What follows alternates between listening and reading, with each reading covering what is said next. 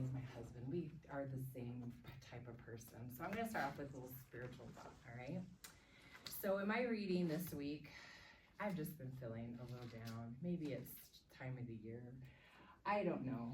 So I was looking up and talking about bondage and about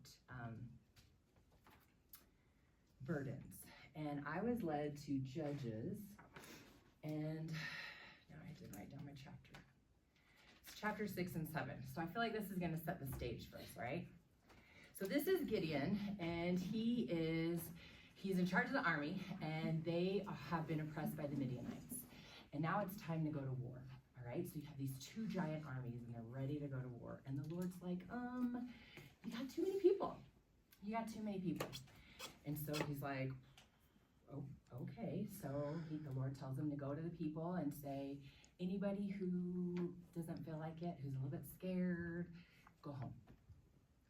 So they started off with 22,000. They're down to 10,000.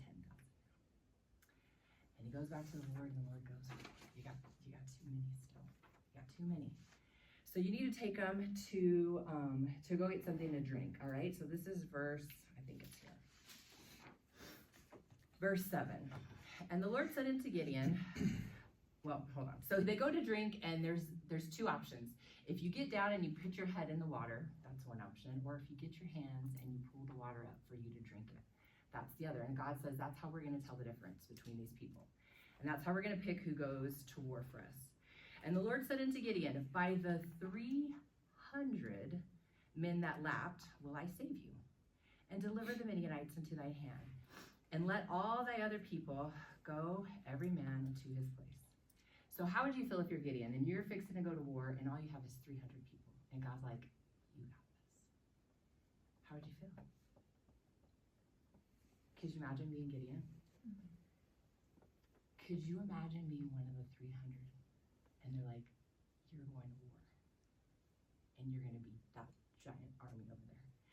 I felt more like with the people who were the 300, and I was like, okay, so what's the plan? So he goes, you're going to get a trumpet, you're going to get a pitcher, and you're going to get a lamp, and you're going to surround the city, and on my count, we're going to blow our trumpets, we're going to smash the pitcher, and we're going to scream I think they say the sword of Gideon, and the sword of the Lord, the sword of Gideon. And I'm thinking, there's no way. There's no way they're going to win this battle. Like, how would you feel if you were one of those 300? Holy schmoly. That'd be tough. Well, they did it. And believe it or not, they didn't have to raise their swords, because once they did that, the people in the city started fighting against each other. And they won the battle without even having to go to battle. They just had to be obedient. So what does that have to do with you? Right now, you've been asked to do something that you've never done before. In your head, you're like, how is this going to work? This just don't make no sense. Ain't nobody going to do this. Like, why will we be staying at somebody else's house? Why do I need to take these kids? How come we've been asked to do something so different? So, in Texas, or anywhere besides Utah, basically, steaks are super spread out. So the steak that we came from was about 3 hours from top to bottom. And the steak center was in the middle. So when we had steak conference, you would send your children to the steak center for the 3 or 4 days, pack them up, give them a kiss, and say, be good or else. And then they would be taken care of while they were there. Where would they stay? They would stay at members' houses. Well, who would drive them everywhere? Whoever the chaperones were. What would they eat? Depends on if the meals were provided by the steak or provided by the host home. And some of President Money's and mine and our children's most spiritual experiences came from those. And he wants to recreate that here. So why are we doing this? Because we have to? No. Because President Money has this vision of creating an opportunity for the youth to come away from the world, to be away from their house and for everything that's just normal, and have a chance to solidify those relationships with others in the stake, to feel the Spirit, to create an opportunity to draw closer to their Savior. Who wants that for their kids?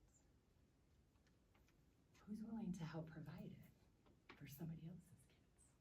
Oh, my kids are gone. They can't be here. But I'm willing to help. So what is that gonna look like?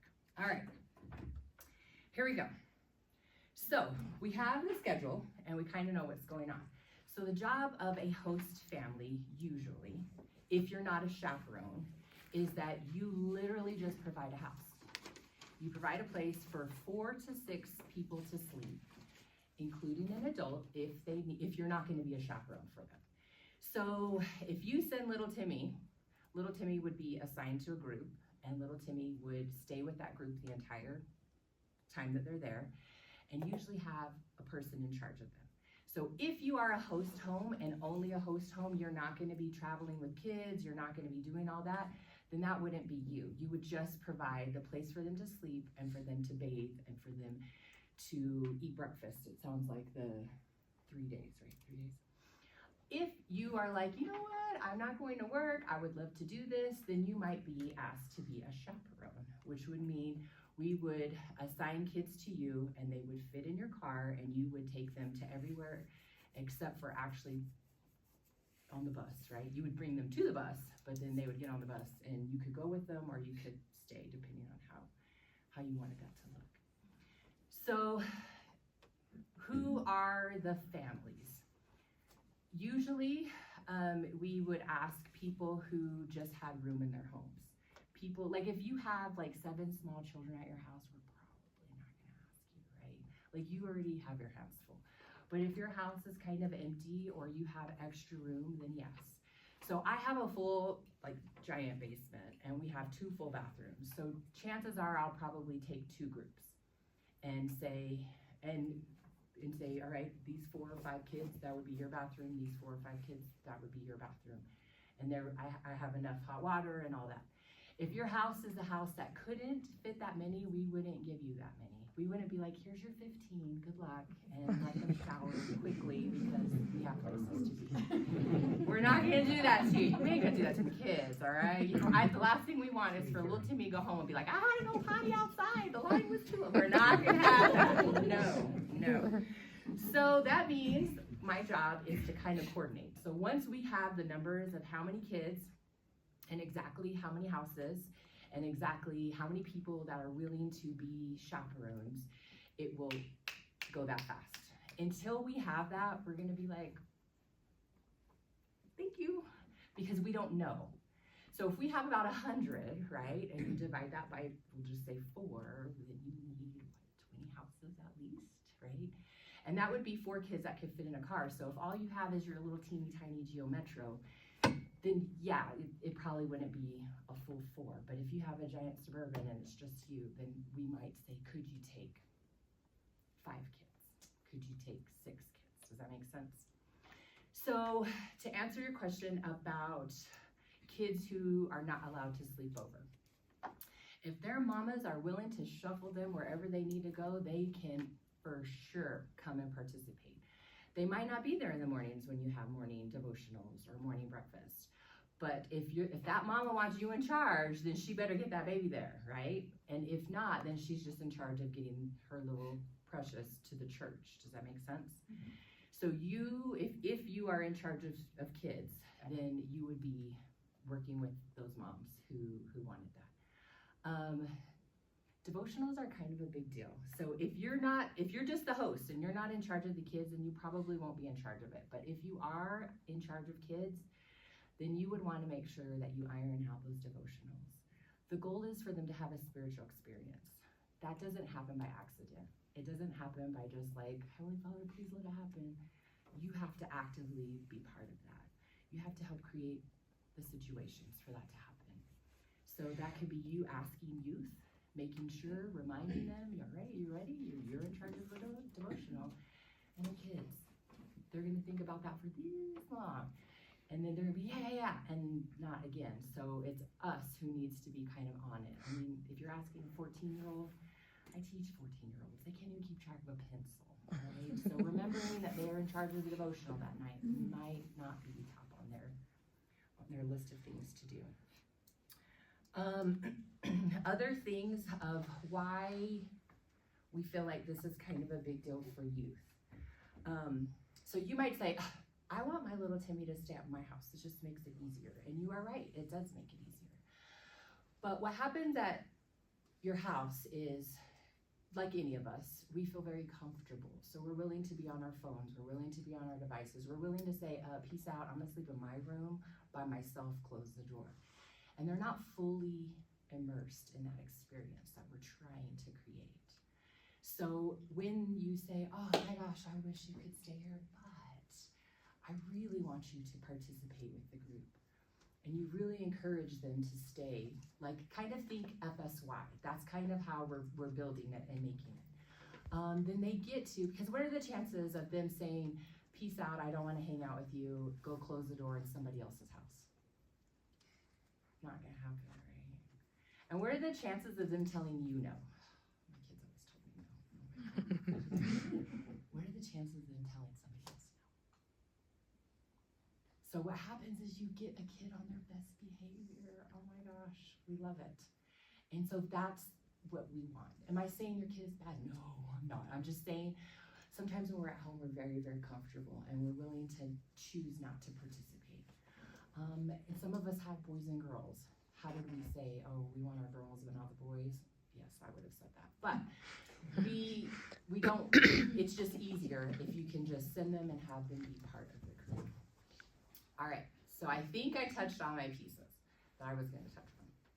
What questions do you guys have for me? Y'all were coming with them a second ago. Don't even. I will go one by one. What you got?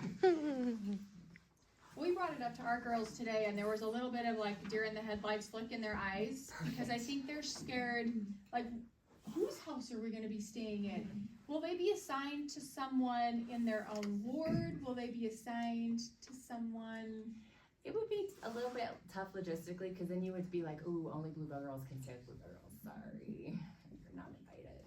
So we try to mix them up. So I think they're gonna, because I think the youth are gonna actually probably fast about it and come together and decide groups. So when they register, I believe there's a place for them to say who they would like to be with. So you at least will get a friend. So you will not have to do this all by yourself. We are also very aware of ages. I would not want my little 14-year-old Timmy hanging out with my freaking 18-year-old Elijah. No, wouldn't want it. So we want to keep them comfortable. And we want to be aware of any people who might not be okay together. So that's why we kind of let the youth do it, help us. I mean, it is with a committee and they're in there with all their stake leaders. But it is prayerfully done. And the last time I participated in it with this stake, they fasted about it. So it seemed to work last time. Okay. The other things is you could be like, won't it be an adventure to see who you're gonna be with? I mean, I don't know, maybe they'll have a hot tub. How awesome would that be? You get the house with the hot tub. Or they could be at the boarding house and you're like, here's your cereal, don't wake me up. Yes, and that is okay to be like, here's your cereal, don't wake me up. That is okay. Unless you're in charge of the kids, then it's not okay. If you're gonna have a sleeping outside, Yes. because obviously they're not gonna bring sleeping bags if they don't know whose family they're staying at until that night. If So you're do gonna you have them need to outside, provide this stuff for them. I would say yes, because I would encourage anybody who's going to take their own sleeping bag and their own pillow, their own towel. Like a host home doesn't need to provide anything besides a place to sleep and showers, like hot water, right? And then the breakfasts. Everything else that kid needs to bring themselves. So to me, bring your own sleeping bag, because even if you're in a house on the floor, you're on a sleeping bag. So I would recommend saying all kids just bring sleeping bags and pillows. So they're gonna come in with all their stuff. So remember that as you're loading kids' places. We can talk about breakfast too. It can be as cheap as you want, Yes. or most of the boys, they'll eat dirt. If you put a little bit of bacon grease in it, they'll eat it. If you're making crepes, let me know. I might sign up to be on the house, but like, I think for us, we're probably literally just gonna have cereal and like maybe one day we might do like a hot breakfast. They are early mornings, They as are. you notice So on just there. throw So cereal at 'em. If it is a burden on it, you can charge it to the state at Altamont or up here at Swayze's, or not Swayze's. upper country. Yeah, don't let that be the reason that you're like, ooh, we can't do it, all right? we'll make sure. Anybody else? So we will get a more definite schedule of when we need to be at the church and stuff. More Those are times. pretty, Because I'm not quite sure what the time on this Friday or Saturday to be at the church, so I'm just wondering. yeah, they will be completely ironed out, Yeah, so that's, That Friday's the early one, that's the one we go to Provo. And if I remember right, we have to be there at, Yeah, there's buses Eight are leaving something. at 6:30, 6. throw a banana at them. Throw a banana at them, and be like, yeah, go. They'll beat you up. these kids with the itinerary, they should be tired. Yes. They're gonna be tired when they get home. Hopefully they won't goof around too much. Hopefully we can get them up. Right. If you can get a 5-gallon bucket of water works really good. Set the sprinklers. Set the sprinklers. They'll be in sleeping bags, you can just drag them until they fall out. And I assume you're providing snacks and stuff through the mornings, is that? If it were me and you threw a hot, or bowl of cereal, 10 o'clock, I'm grumpy, angry, so. I didn't know it was a thing. And- It's a thing. It's a It's not mine. You're like, please bring snacks for my husband. If you don't feed a boy, he starts getting in trouble, so we want the boys all the time, so I'm sure the girls. The other thing is when the meals are, besides proud breakfast, is they're gonna be hearty. They will have plenty of food. Well, and what do the kids get up and talk about, you know, at FSY? The food. The food. It wasn't enough. Or it was It really wasn't good. enough. Yeah, I never heard one kid say there was enough. I'd love to see a host family have like tongue for breakfast. I think that'd be a story that they'd talk about forever. Is there any more questions? Yes. What is the rule, like, if you have bedrooms for them, and you have like a king bed or queen beds, can they sleep in the same bed, or do they need to sleep on the floor and one on the bed? Well, if they have their sleeping bags, they can put their sleeping Yeah, bags for on the sleeping bed. bags, yeah, and I'm just trying to. So I was leaving the beds at ours for adults, and I was like, kids can fight for the couch and for the Okay. floor. So I think it's up to you unless you know that there's an issue with somebody. And even those, I think President Money is very aware of, and we will be very on top of it. So, I think it's good, however you wanna do it. So I'm just a little confused, I guess, the difference between a host family and then. A chaperone? Yeah. Chaperone means you stick with them kids, you ain't going nowhere, you So will I ride have a with them. chaperone in my house? That's what I'm wondering. So I probably will have 2 chaperones in my house, if I have 2 groups. We need for our stake leaders to be stake leaders. They don't need to be shuffling kids. They don't need to be in charge of kids. They're in charge of putting out fires. They're in charge of getting there early, unlocking everything. They're in charge of staying late, cleaning it all up. They're in charge of all the other pieces. So that means that all the other adults are gonna be the ones that are kind of in charge of kids. So you might say, I wanna be in charge of kids. And then if they're in your house, you wouldn't have anybody else with you. It would be you and those kids. The thing about chaperones is we wouldn't be like, could you be in charge of these 6 girls? He would be like, wait, why would I be in charge of the 6 girls? No.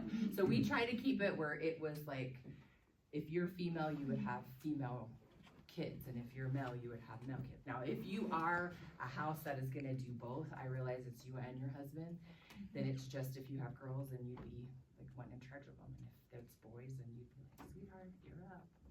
Could you go together? Sure, but it's kind of up to you.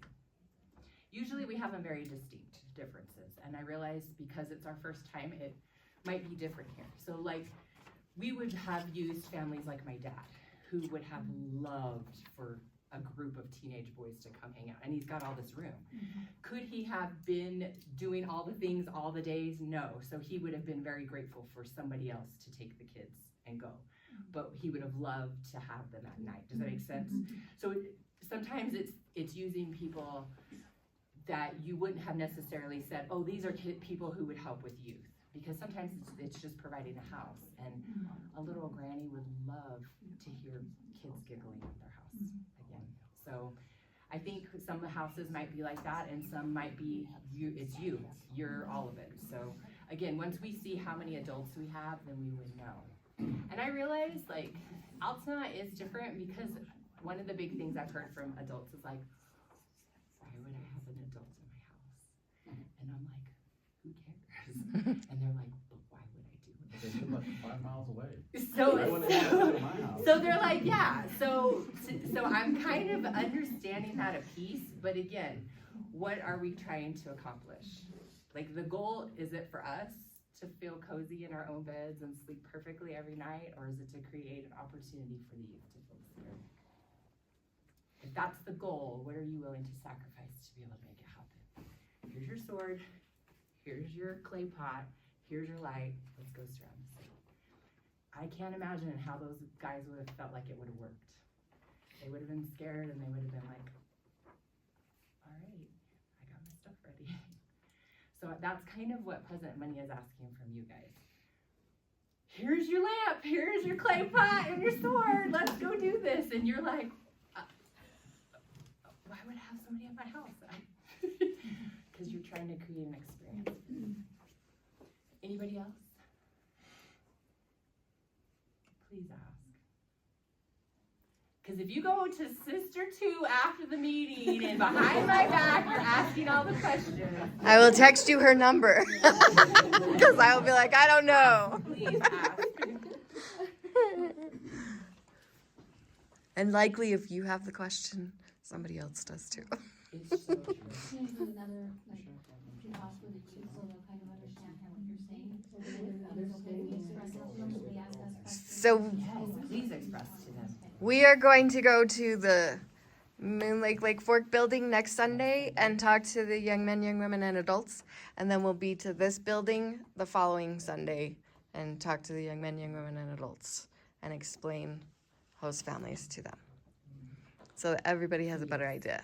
And we talked to the youth council and we kind of like did all the things and they're like, okay. Just They right should know, before but class. they're Oh, yeah. teenagers, so I don't know how excited they are about it. Anybody else? I'll just say thank you. I think it's a good opportunity. I think President Money, he's the one that's got the vision. Pass the word along. I will. I don't think it'll get you a discount on your tithing. Thank you, Sister Money. If you have any questions, you better ask her now, or she'll. I know.